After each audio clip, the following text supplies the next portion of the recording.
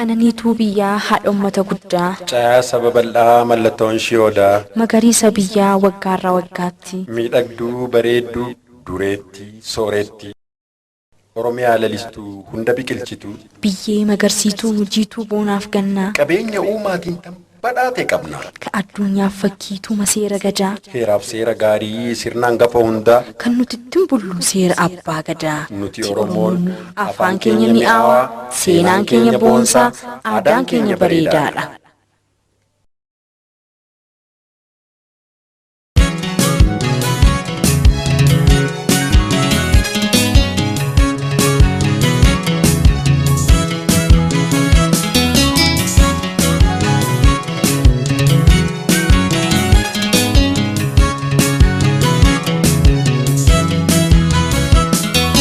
Timbona male kenyu matu Kenya kanitinu be Canada gada Kenya. Timbona male kenyu matu Kenya kanitinu be Canada gada Kenya.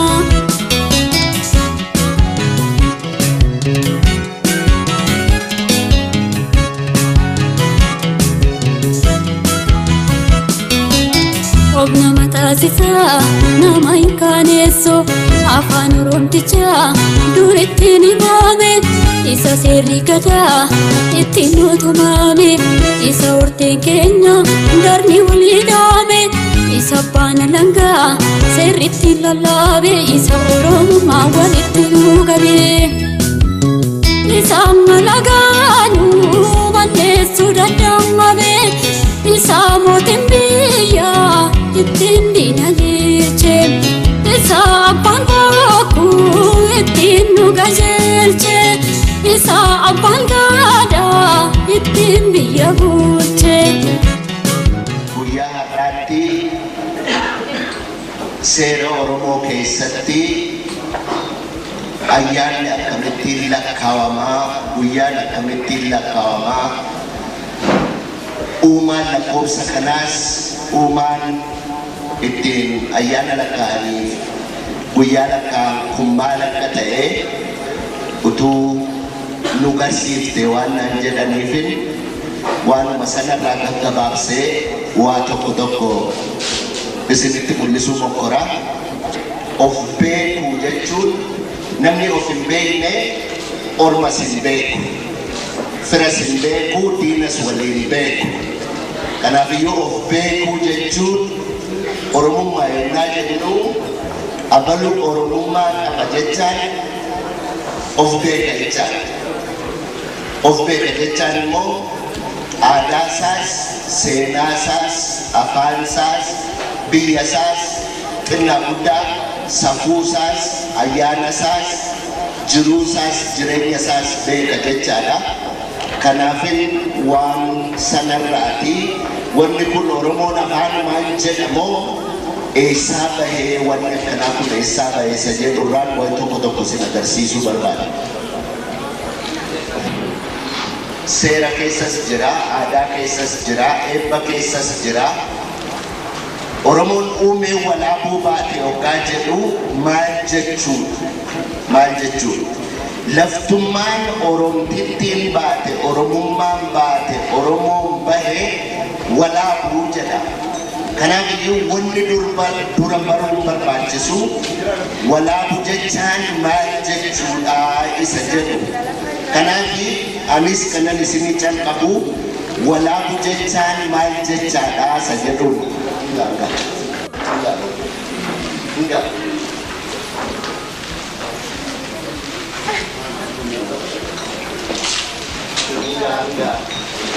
Uumee walaabuu baate jechaan laga baay'ee sana keessaa baatee jechaa miti. Isa kanaan akka addaan baafattanii sin agarsiisuun barbaada. Walaabuu jechaan utuu lagni hin uumamin, utuu namni hin uumamin, utuu laftin hin uumamin, utuu aduun hin uumamin, utuu urjiin hin uumamin, utuu homtuu hin uumamin dura akka Oromoon dhugeeffatutti walaabutu jira. walaabu dura waaqa tokkicha malee homtuun jiru. Walaabu kun maali yoo jedhanii walaabu bishaan ganamaa. Walaabu bishaan ganamaati. Bishaan ganamaa kuni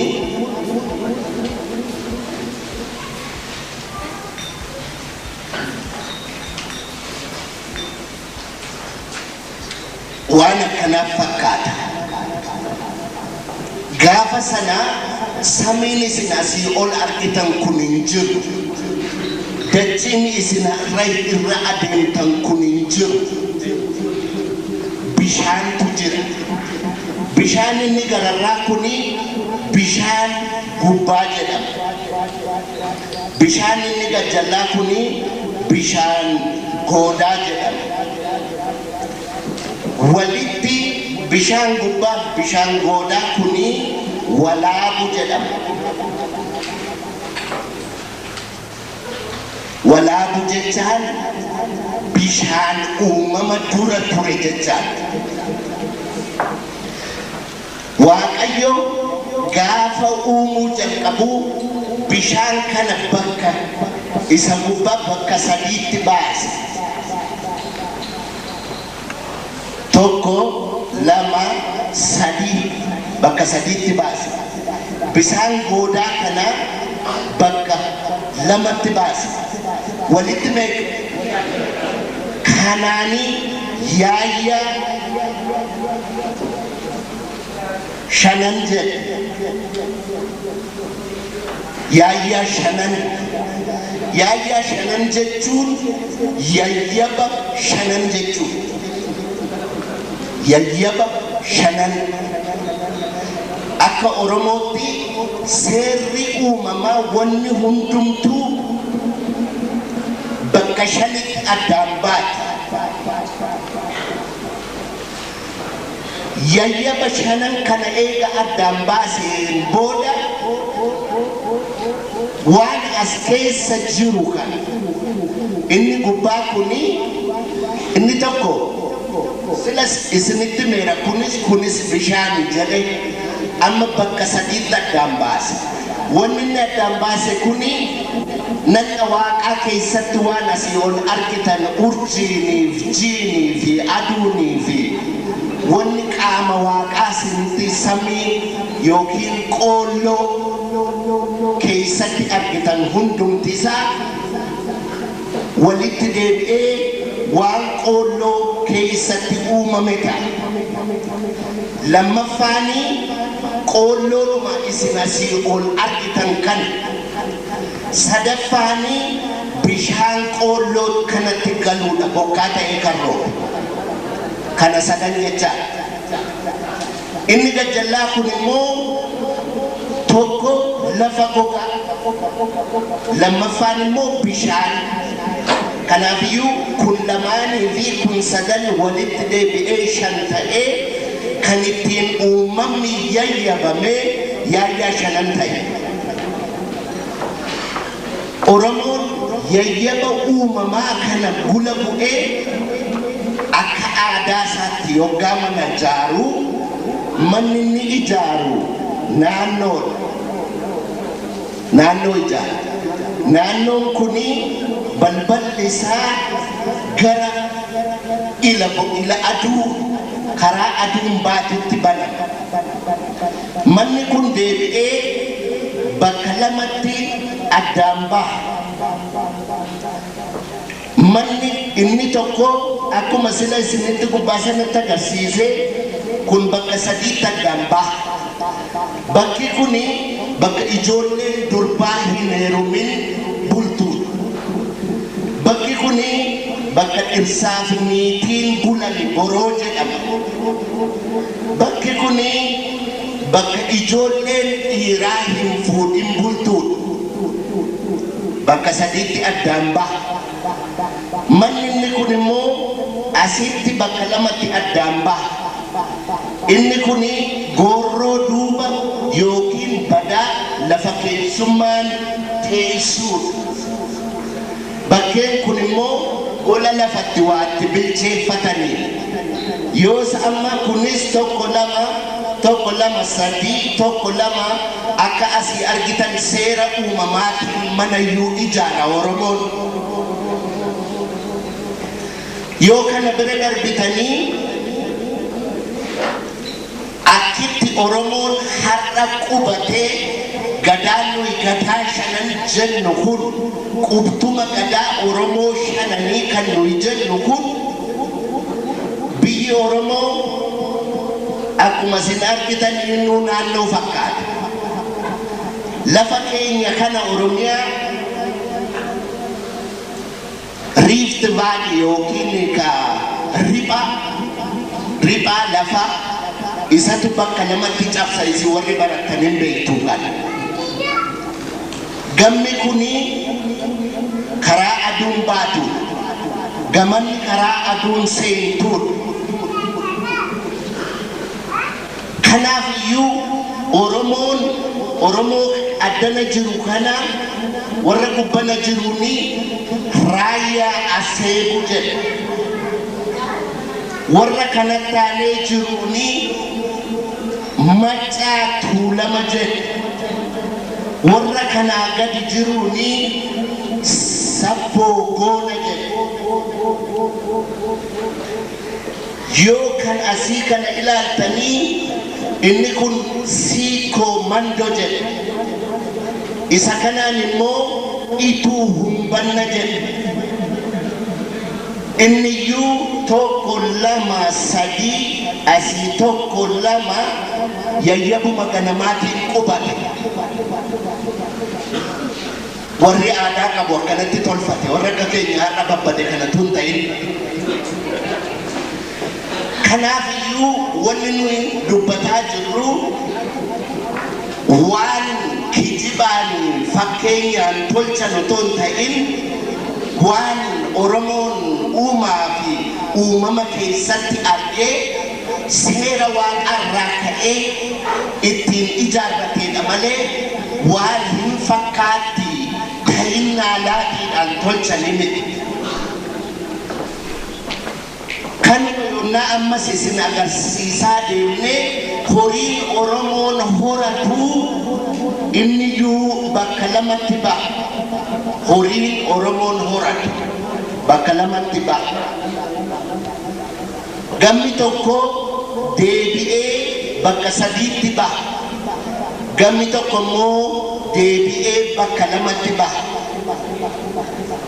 Inni gararraa kuni qeensa horii qeensaa yookiin immoo iddoo biraatti horii qeencaa kan jedhani. Horiin qeencaa hoolaan horii qeencaati. Re'een horii qeencaati. Loon horii qeencaati. Kanaaf immoo horii kottee. Horiin kottee bakka lamatti baati. Harreedhaa fi farda. Gaangoon seeraan qabdu farda jalaan bishaan dhugdi.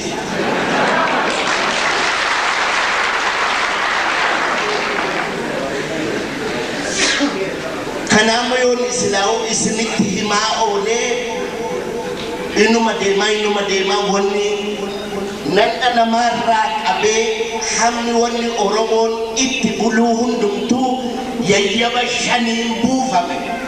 Walaabu keessaa bahee walaabu bishaan gubbaaf bishaan goodaatu walitti walaabu jedhamee achi keessaa kan bahe yayyaba shananiin akka inni itti bu'u aadaan inni ittiin tole. As keessaa sabboof goona fuutanii sabboof goona as keessatti nu agarsiifnu kuni deebi'ee bakka lamatti ba'a. Tokko sabboo tokko goona. Goona deebi'ee bakka sabboo bakka sadiitti bahee karrayyuudhaa fi maxxaarruuf digaluu ta'ee goona immoo deebi'ee bakka lamatti harooressaa fulleelle ta'a. Gosi namaas akkuma kana seera yaayyaa shananiitiin yayyabamte. Aadaan Oromoo akkana jirti. Seerri Oromoos namni tokko yoo balleessaa balleessee adabbiinsa inni xinnaan adabbii wallaala jedhamu namichi kophaa baasuu hin dandeenye jechaadha. Kun sadan yoo kana caalee seerri isaa gaaddisa aadaatii bahee gaaddisa seenaas maal jennaani seerumti kun iyyuu bakka lamatti bahee gami tokko gaaddisa aadaa ta'ee gami tokko immoo gaaddisa seeraa ta'a. Gaaddisi aadaa bakka sadiitti baata. Gaaddisa wallaalaa, gaaddisa gatiitii fi gaaddisa karraamataati. Yoo kana ol bahee seera gaaddisa seeraa ta'ee qakee ta'a. Qakeen kun akka lama jiru. Qakee nama jiruuf qakee nama du'ee taati. Yoo qakee ol darbe inni lammataa hamaaf mudaa mudii ta'a. Hamaa mudaa mudii jechaan ajjeechaa jechaan. Balleessaan isaa wanni ittiin adabamu. Wanni isin barbaadan yayyaba shanan kana keessaa bahu jiru jechaan. Amma waan yayyaba shanan kanaan uume hunduma isaammoo guyyuma tokkotti yookiin guyyuma lama sadiitti guyya shanitti uumne. Wanni inni uume kana keessaa waan guyyaa tokkotti fudhatee waan 11tu jira. 2, 3, 4, 5, 6, 7, 8, 9, 10, 11. Ayyaanni takkaan takkeedhaan yaatutu jira. Kan inni ittiin waan isin argitan kana hundumaa uumu. Takkaan takkeen kuni 11. Ayyaana lama yaa'utu jira. Ayyaanni lama yaa'u ayyaana 5tu jira. 5 kuni 5 si'a 2 jechaadha. Meeqa kun? 10. Ayyaanni immoo 3 hin yaadu. Salbaan 3, garba 3 kan jedhamtu jira. Ayyaanni 3 hin yaadu immoo ayyaana 2tu jira. Meeqa kun? 6. 11 fi 10 fi 6 yoo walitti makannee qabu 27. Ayyaanni Oromoon lakkaa'u ayyaana 27 lumaasaa gidaadaa salbaan duraa salbaan bal'aa salbaan dullacha jedhanii hamma 27tti kan lakkaa'anii warra kan inni fitanii hoggaan fitan na dhaaba.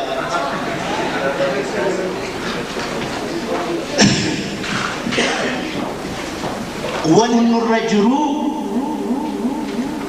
beekumsa jechaan namni iyyuu waanuma beeku fakkaata. Waan beeku fakkaata.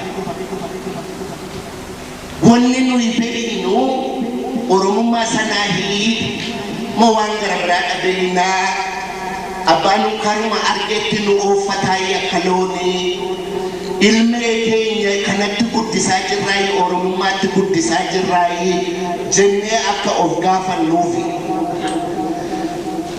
Eega wanni hundumtuu yayyabishee kanaan buuti taate waan 5 kanaan buuti eega taate gadaan Oromoos lubisaa 5 kanaan bu'a. Ijoolleen guddisanii gammeen dabballee kuuji raabi xixiqqaan raabi gurguddaan gadaan nuyi jennu kun innis 5 kanaan yayyabame. Gadaan nuyi har'a jennu kun akkanatti yayyabame. Seeruma anamma sanitti agarsiise kanaan yayyabame. Waggaa 8 wal jalaa siiqe. Inni immoo ofii 5. Gadaan kuni yoo gadaan Sabboogona yookiin gadaan Maccaa Tuulamaa yookiin gadaan Siikoo Mandoo yookiin gadaan Iltuu Humbannaa yookiin Raayyaa Aseeboo gadaan isaa hoggaa yayyabamuu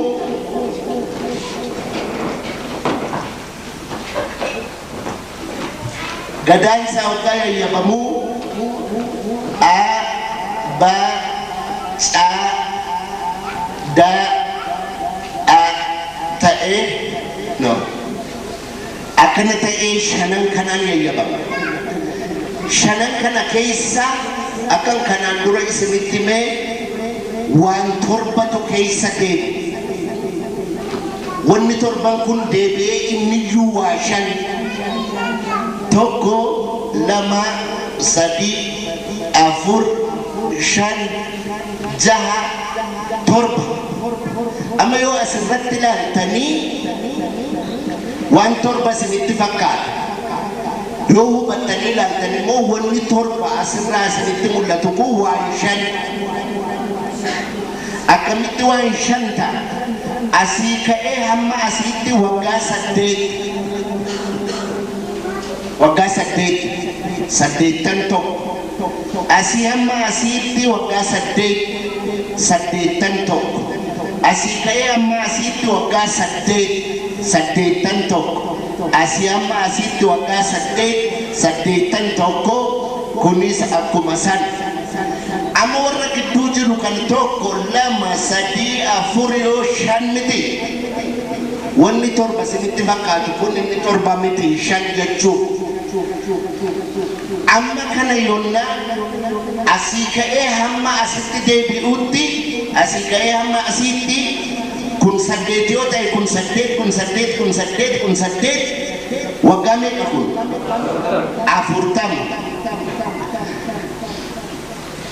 Gadaa Oromoon lakkaa'u yoo gula buunee lakkoofne kana eega torba jennee asitti deebinee tokko, lama, sadii, afur, shan, jaha, torba tokko jenna deebinee ammas lama, sadii, afur, shan, jaha maal godhaa jirra? Torban inni dura baa jalatti maree kun hammanni baa jalatti deebi'utti naannessina. Kuni torba, 8, tokko, lama, sadii, afur, shan, jaha, tokko, no torba. Tokko, lama, sadii, afur, shan, jaha, torba, tokko, lama, sadii, afur, shan, jaha, torba. Amma baa jalatti deebi'e. Inni baa jalatti deebi'e kuni yoo asii kaafnee lafa aansine kaanee lakkoofnee tokko, lama, sadii, afur, shan, jaha, torba, 8 sagalee soorratti deebi'e. Waggaa 40 mareetu 40 si'a 9 irratti maree deebi'e. Inni Oromoon sagaliitu maree jedhu kana. Mara sagalii jechaan kana. Yoo amma kuni asii kun yoonna waggaa 40 ta'e salgan kun waggaa meeqa ta'a? 40 si'a 9 jechaadha miti. 9 si'a 4 meeqa? 36 miti. Waggaa 360 gadaan tokko maree dhuma.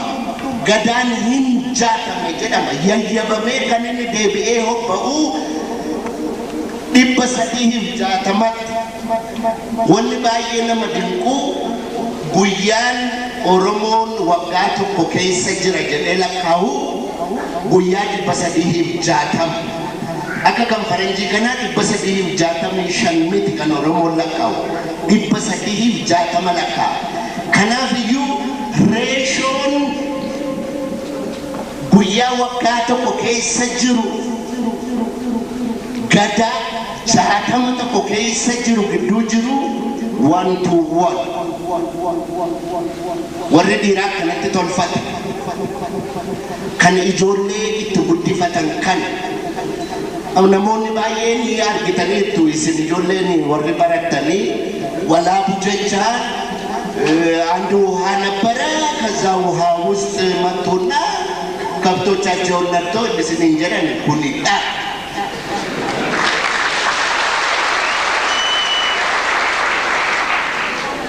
አዳን ኦሮሞ ከነፈካቲ አከን ስለዚህ አገርሲሴ ቢሻን ወላቡ ኩን በከሰዲ ትባሃ isinin jedhe tokko lama sadi tokko lama isinin jedhe kuni dubbii isinii gabaabsuudhaaf waaqayyo isa yayyaba shan buuse kana uumaa isaa kan inni uumee fide guyyaa 27tti isinin jedhe guyyaa 27ffaa irratti baatii bittootessaa guyyaa bitaa qaraa bishaan goodaa kana keessa namni dhiiraa dubartummaa akka har'a jedhan kan nama jechaan afaan oromootti dhiiras miti dubartiis miti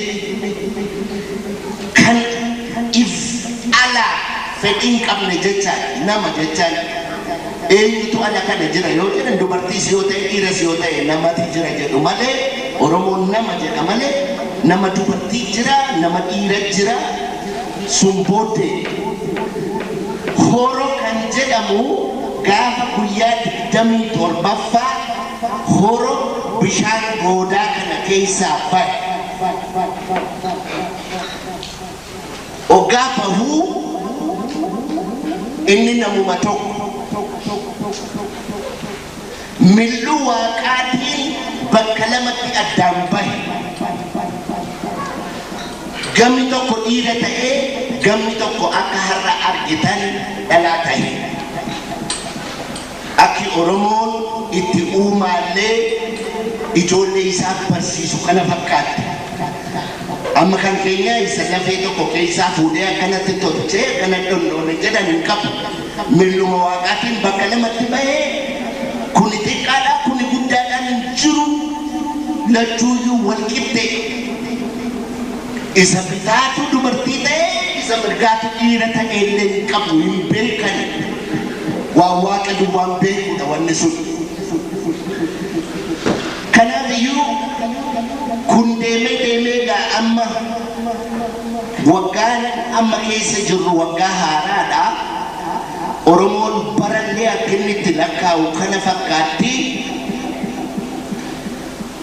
yoo kan jaatamni tokko waggaa 360 jenne hamma har'aatti oromoon jaatama meeqatu darba jedhee yaada 68 dabarsinee sagleessoo keessa jirraa jedhe 68 dabarsine jechaan waggaa 360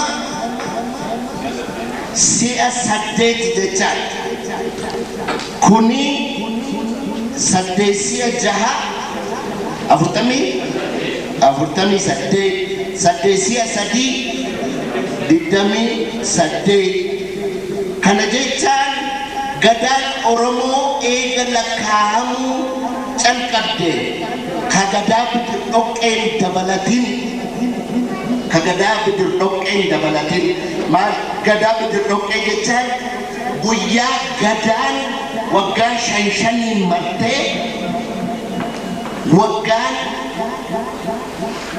8 deemtutu ture inni ammaa garuu gadaan yayyabishee 5 taatee waggaan 8 eega inni maru kun yayyabamee waggaa 2880 kan oromoon sammuudhaan beeku kanaaf iyyuu inni kijibdoonni kaleessa loon oofanii dhufan jedhanii kana wajji waliin fakkaatu waa ega dubbii isinitti dheeresseera isin waan gara biraatti isin darbuu qabdu wannan isin agarsiisuu barbaade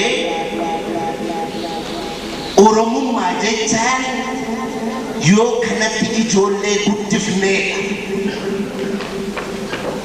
yoo beekuma oromoo namatti haasisu kanatti ijoollee guddifne beekumsi akka lamatu jira beekumsi kun isa itti guddatanii ilmee itti guddisanii beekumsi inni tokko immoo isa kana kan ittiin nama kaagatanii isuma beekan kana waan ittiin nama wallaachisanii inni sun falfala jedhama waan beekan wallaaluu jedhama kanaaf iyyuu dubbisi itti dheeressu wantichi dheeraadha waan guyyaa tokkotti dhumu miti asuma irratti isinii dhaaba fayyadaa.